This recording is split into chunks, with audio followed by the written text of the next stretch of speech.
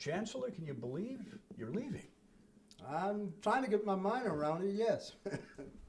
Tell me about that. What, I guess you've been here 9 years, almost 10 years now, right? Well, almost 9. Almost 9. Yeah.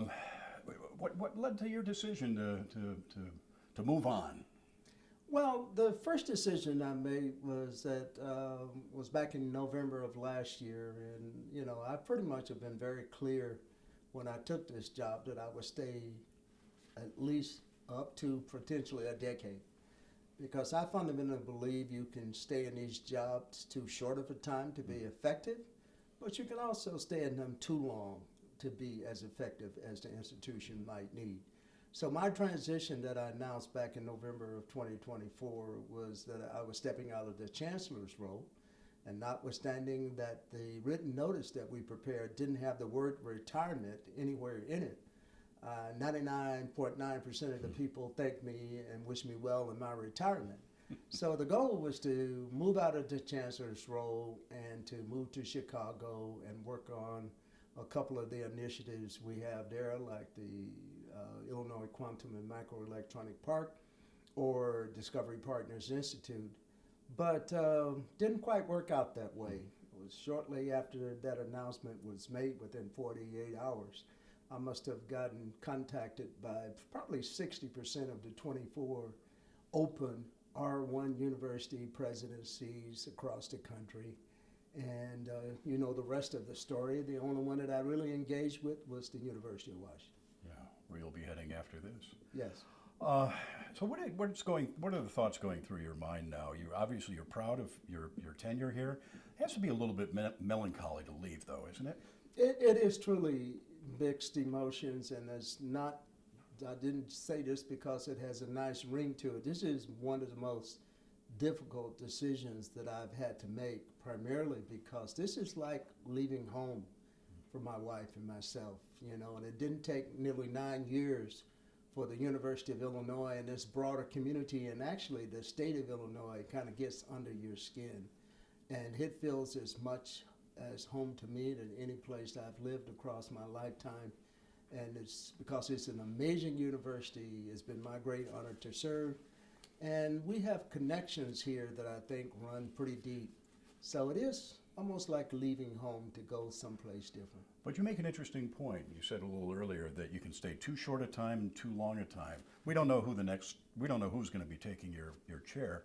But do you feel that it's important to the university to bring in some fresh blood every certain amount of time?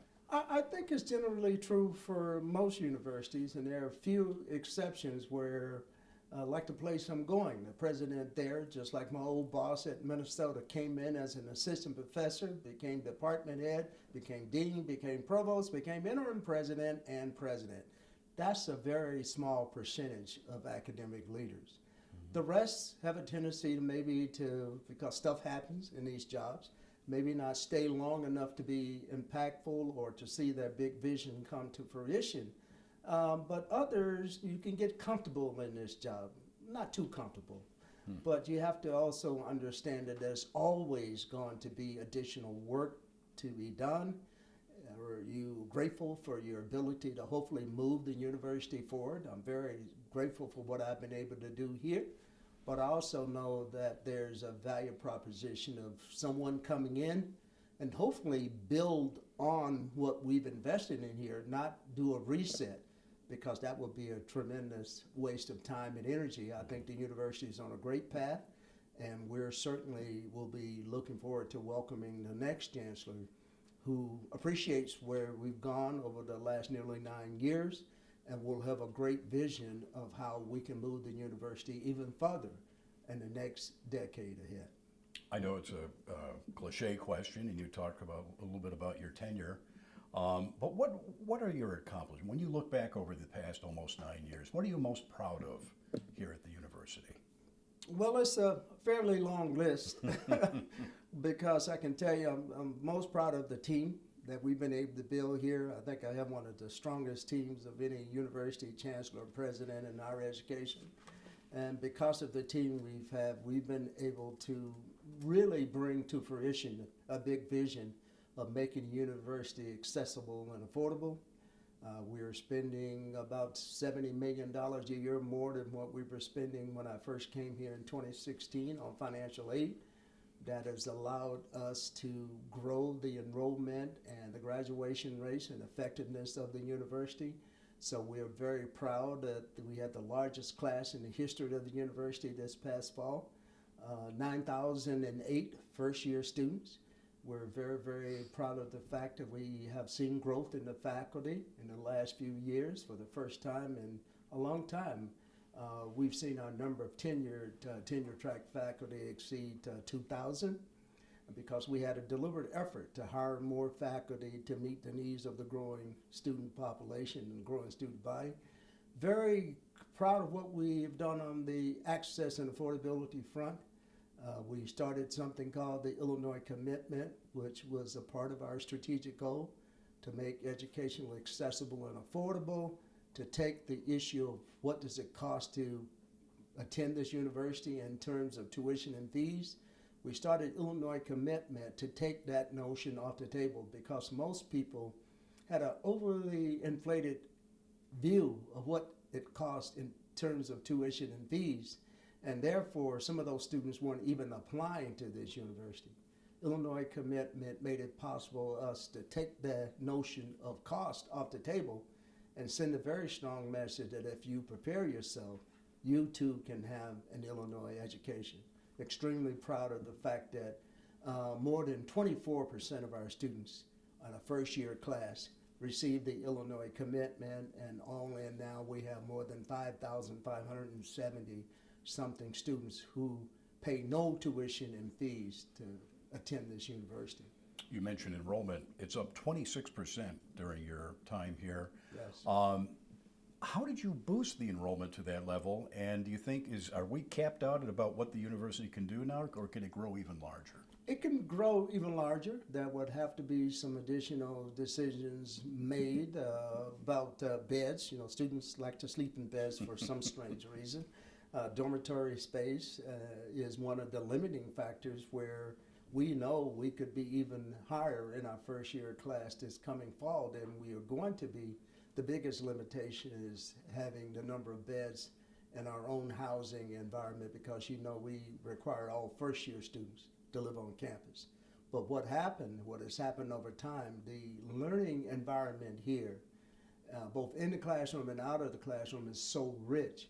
We have a big percentage of our sophomores, juniors, and seniors who also want to stay on campus rather than living out in the certified student housing or someplace else in the community.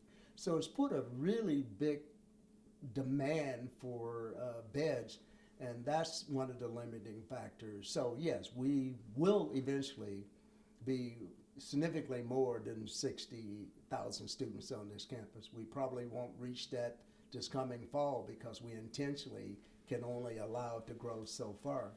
But let me just say this, it is an entire ecosystem effort that has led to the really strategic growth and demand for an Illinois degree.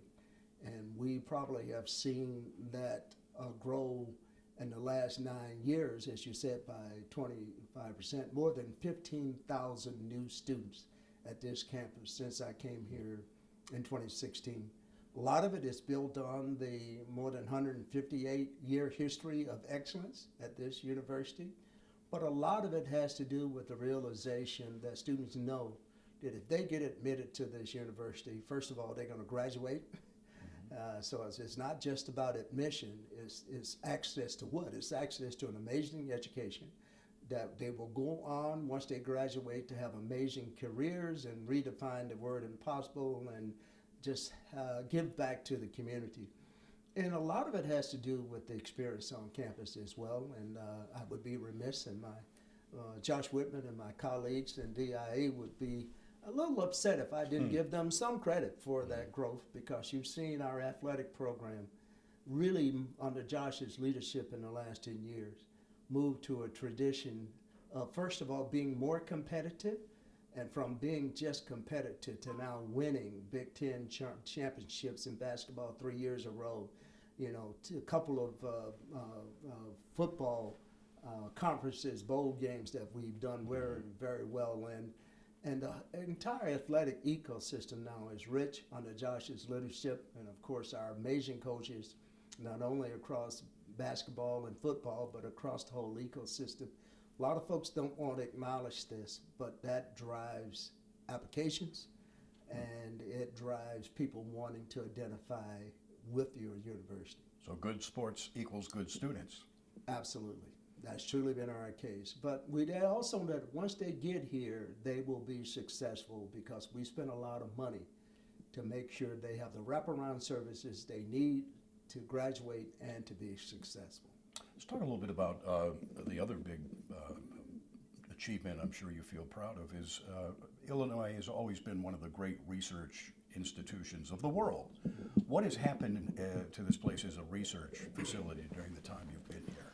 Well, we've seen significant growth in the research portfolio, and one indicator of that is that we've seen significant growth in our sponsored research portfolio.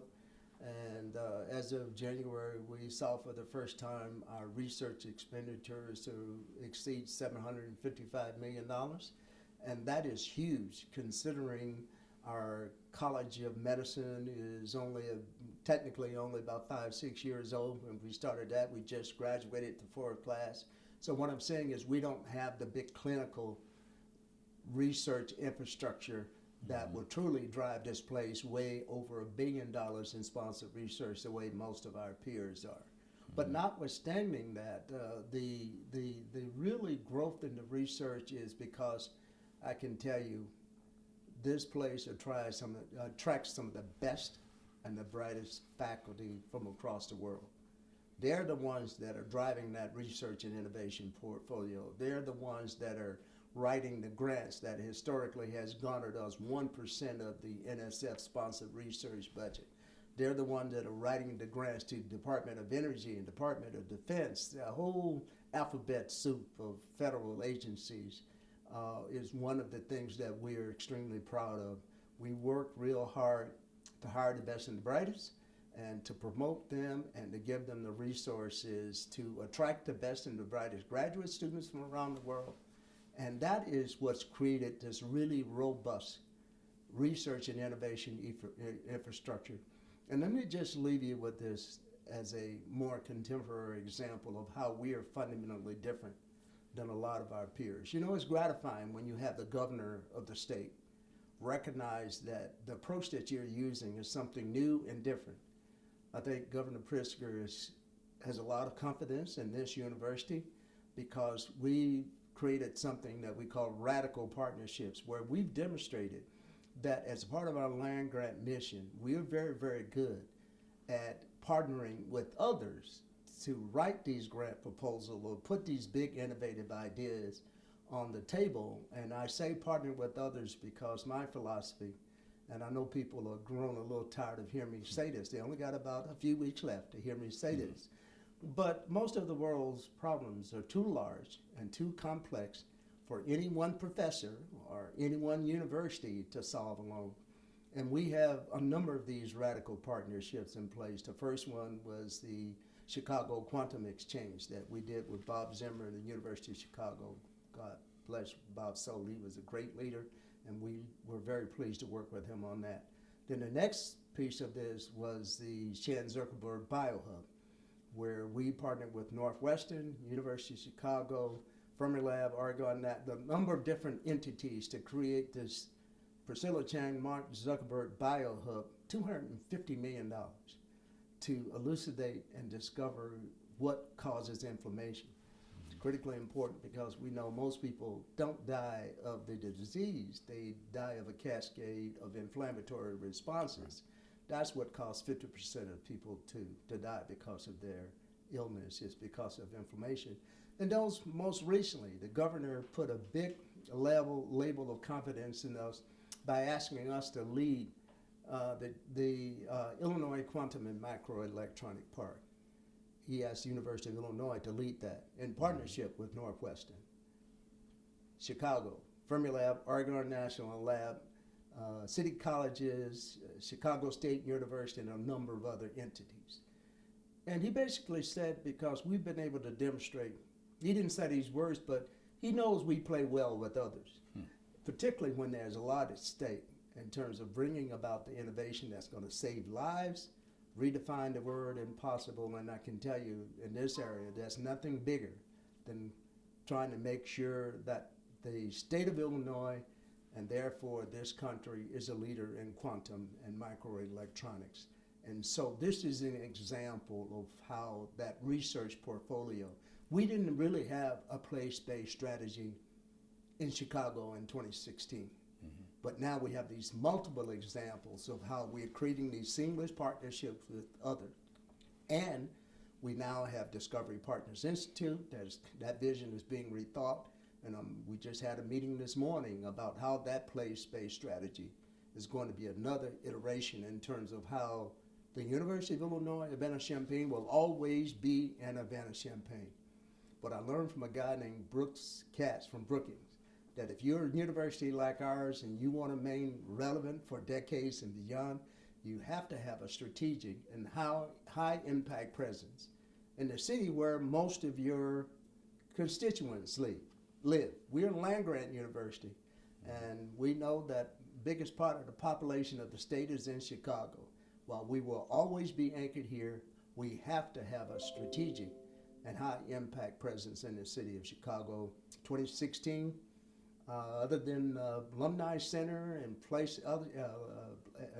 200 South Wacker, we didn't have in our, of course, we've always had our extension offices scattered across Cook County and across the state. But now we have these 3 or 4 big high impact research and innovation public engagement strategy that is going to help assure that the University of Illinois Urbana-Champaign is helping the city of Chicago to become a first-tier city for innovation. That's part of the governor's dream. That is part of our commitment as a land-grant university. Speaking of technology, famously, Hal the computer from 2001, born here at the University of Illinois, an early representative of artificial intelligence. Today, that's no longer fiction.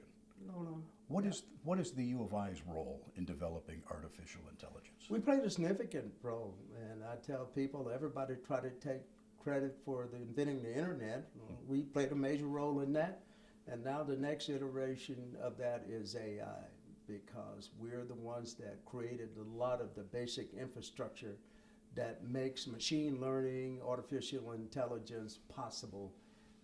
Through everything from our computational ability here through the National Center for Supercomputer Application and all the work that goes on in terms of defining microelectronics. That's probably the biggest piece, because some people might tell you differently, but essentially the modern computer chip was invented right here at this university. And we just celebrated the 75th anniversary of microelectronics, I think it was last year. So there's no other place that I know of can claim all the other things that we don't brag enough about. But as we talk about AI and the future of computing, particularly as it relates to quantum computing, it runs squarely through this university. And we have, on a regular basis from where I sit, and this what makes it extremely hard to leave this place, because like no other place I know, we have truly redefined the word impossible on a regular basis. It's what we do. I want to ask you about just a couple of challenges during your tenure as well. COVID, probably chief among, was that, looking back on it now, that was a game changer, wasn't it? It was an absolute game changer. And I can tell you, as I said during that time period, once we accepted the fact that this was not the flu, and we immediately began to bring hundreds of students that were studying abroad back home because this was not the flu. And then we had to make the very difficult decision, the second thing, I think it was the second week in March, to shut the whole university down and to flip it to remote education. We did it in less than 10 days. And I can tell you, if it hadn't been for the seriousness of that pandemic, we probably wouldn't have been able to do that in normal times. But we did it, we moved to a remote education and did it better, I think, than most of our peers. Very, very proud. But it became very clear to us that, and I tell this because it sounds like a joke, but it's true. The provost at the time was Andreas Cangelares, the former the dean of the School of Engineering. Both of us received these emails from parents that said, when are you going to get this kid out of my basement? I'm paying tuition for them to be on your campus. And so, when are you going to bring them back? And so that's kind of a joke, but that is kind of the mindset that both Andreas and I brought to this grand challenge that was never seen anything like this in 100 years. And what we went about doing was leveraging the expertise of our epidemiologists, the people that do modeling of pandemics and these kinds of issues, basically told us that only way we could bring students back to campus, because we made a decision we would bring kids back to campus by the fall. And so this must have been like May or June. We decided that the only way we could do this was to develop a test that would allow us to test 2 to 3 times a week. That's what the experts was telling us. So long story short, we deployed 3 of our most brilliant scientists, Marty Burt and Paul Hergenrother and Tim Phan. And in less than 6 weeks, not only did they create one of the best, if not the best, saliva-based COVID-19 tests in the world, it was the most sensitive test and most cost-effective test. Most tests were not as sensitive. They would only pick you up until you were shedding 100 copies of the virus per mil of solution of saliva, whereas the test they developed would pick you up at 100,000 copies. So what did that mean? It meant that we were able to pick people up before they started to shed virus and spread it to the community, because the biggest concern we had, and we heard from the community, you bring all of these 18 to 20-something year olds back on campus, and they're going to be spreading COVID-19 to the community. Never happened. Mm-hmm. We never had our students spread COVID-19 to the community. It was the most sensitive, most cost-effective test. Tests were running. There were a few people that invented saliva tests before we did, and they sold them to private companies, and companies charged $149 to $150 per test. Ours was between high point $25 and less than $20 per sample. Not only did we test the community twice per week, the university community, faculty, staff, and students twice per week, we actually spread the test across K through 12 education, the legislature, etc., and then created a deployment system, as you can see by that toy version of a semi. That's a mock-up of the mobile laboratory that we deployed from Maine to California. And we take great pride that we did all the testing for the University of Wisconsin for almost a year. Took great pride in seeing one of those trailers sitting on their campus. We did put a W on it in partnership with my dear friend who was the chancellor there. But it was a challenging period, but we're so gratified that at the end of the day, the analysis proved that the testing protocol saved lives. At one point, we were doing 2% of all the tests for COVID-19 in the entire country. There were some days where Robin will tell you we were doing 16 to 18,000 tests per day, running it through one of those mobile laboratories in our vet med facility on the other side of campus here. So it was a troubling period, but the important thing is that we saved lives. And to give you an example, I got this, Robin's, my assistant gave me this letter today from a parent whose daughter enrolled here in the midst of COVID-19. And she sent me this beautiful note saying that they were a little leery about doing it, but because the way that we handle COVID-19, her daughter thrived here in the midst of COVID-19, and she went on to say there were some days where her daughter would come home for the weekend and they start talking about what was going on at Illinois and the role that my team and I had played in keeping them safe, as they start talking about us like we were members of the family. And I can tell you that was very gratifying to know that people felt that we made a difference in their lives. And this analysis did show we saved lives during that period. And you kept the university open. We kept the university open For a where while. we were probably one of the few places that didn't do fits and starts. We opened back up in fall, never shut down again. It was impressive. I came down here and did a story on it, and they had testing sites all over campus. Yeah, it was run like a military operation, really. You could call it that. Yeah, I mean, with that kind of precision. I want to move on to one other thing, because I know we're running a little short on time. Yeah. And the way of challenges, and that is costs.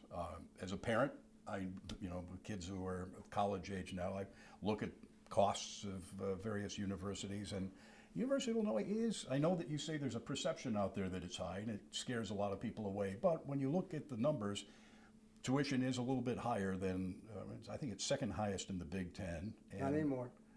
The last numbers I had was right Why? behind Penn State, I think. But No. We're about 4 down now, are you down? Okay. out of 18. Well, talk to me about that. I mean, I have friends who have kids who go to Indiana, and if they live in state, their tuition is maybe half as much, maybe a little more than half than U of I. Yeah. Why has it always been a little bit more expensive, especially in the last 20 years where costs have climbed? And what have you done, or what are you trying to do to keep a cap, or maybe even push back on prices to make it more affordable for the middle class? Well, to be perfectly candid about it, those places that have lower tuition still get a higher percentage of in-state support toward their operating budget. And we know how fundamentally that has changed. And initially, it got way out of hand when there was a time where the tuition was rising very significantly, not only here in Illinois, but in most places across this country. And so that's one of the challenges we faced. And so what we've tried to do about that we really are no longer number 2. We're probably number 4 and 5 in terms of tuition. And that was not happenstance, that was strategic and intentional.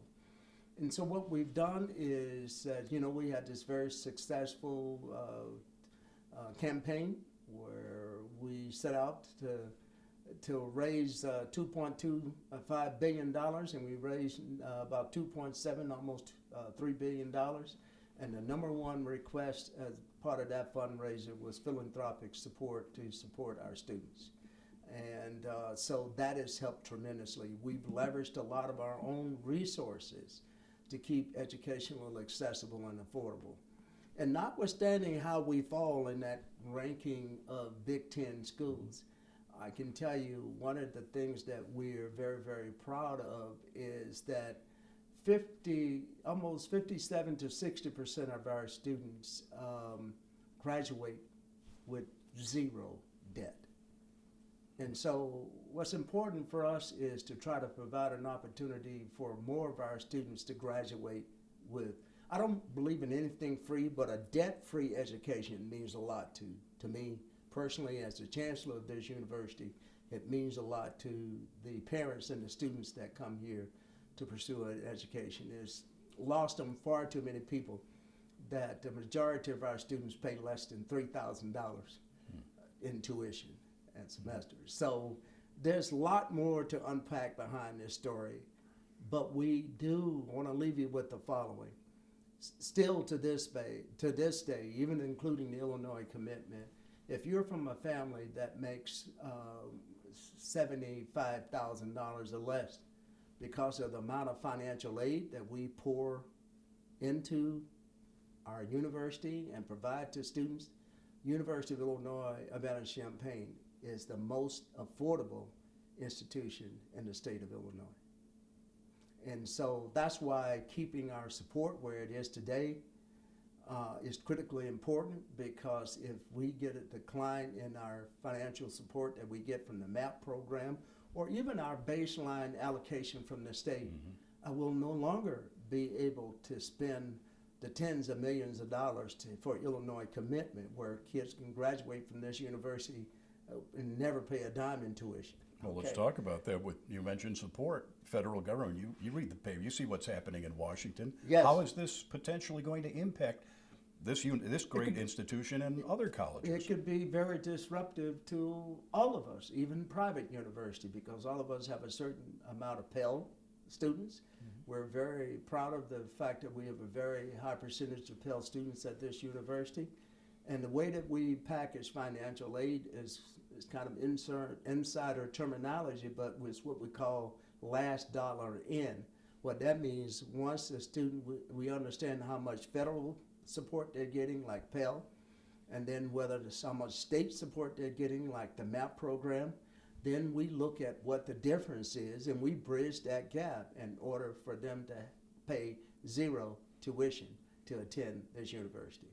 So you can imagine if that federal piece goes away, or for some reason if the state piece is diminished, it really, and if for some reason if our bottom line budget is decreased in any way for any reason, it makes it virtually impossible for us to continue to provide something we're very proud of, and that's an amazing education at an affordable price. What would you say to President Trump about these cuts, the impact they're having? The impact could potentially be devastating, not only on the students, but particularly on the research front, because all of this stuff is connected. You know, if you're cutting off funding for federal programs to drive our research innovation agenda, you're cutting off opportunities to educate the next generation of graduate students and postdocs who drive the research and innovation to cure cancer, to find the cure to the next big disease, to prepare for the next global pandemic. So it's not something you can just flip on and off. This is real money, and it's critical funds that we need. And I would say to the president that this partnership that we've had for over 100 years between the federal government and universities to partner to do that research and innovation that has really made this country the envy of the rest of the world is at great risk here. And unfortunately, the part that keeps me up at night, if we lose that stellar position, it's going to be exponentially more difficult to get it back. It won't happen in my lifetime. And as a university chancellor, somebody responsible for long-range planning, it must be, you talk about keeping you up at night, it must be impossible to make big decisions and make long-term planning decisions when you don't know when the political situation is this chaotic, I guess. You know, it makes it more difficult, but I don't use the word impossible. Like I told you, we redefine the word impossible. It makes it each transactional cost exponentially more difficult. But we can't just sit here with our heads in the sand. We have to plan. We have to put forward different scenarios. What if the budget goes down by X percentage? What if this program is cut? And we've seen a lot of that happen, that has transpired over the last 4 months or so. And so all we can do is to try to mitigate the best we can, but also think about how do we maintain the core as much as we can, because otherwise there's too much at stake here. Final question for you, and it's, I want to read back a quote of yours to you and have you tell me. You sure it was me? It was. I saw you say it. It was, I think, on it's on Twitter or some social media platform. But here's your quote: "You may be leaving this campus, but this university never leaves you." That applies to you as well. Absolutely. It applies to me perhaps as much as any of the students that I'll be walking across the stage this coming Saturday in their individual collegiate unit graduations. But when we have a chance to celebrate their graduation in the football stadium on Saturday, this place is truly one of the most remarkable places I've had the pleasure of being a part of. And it has gotten under my skin. It gets under all of our skins because it represents excellence at a massive scale.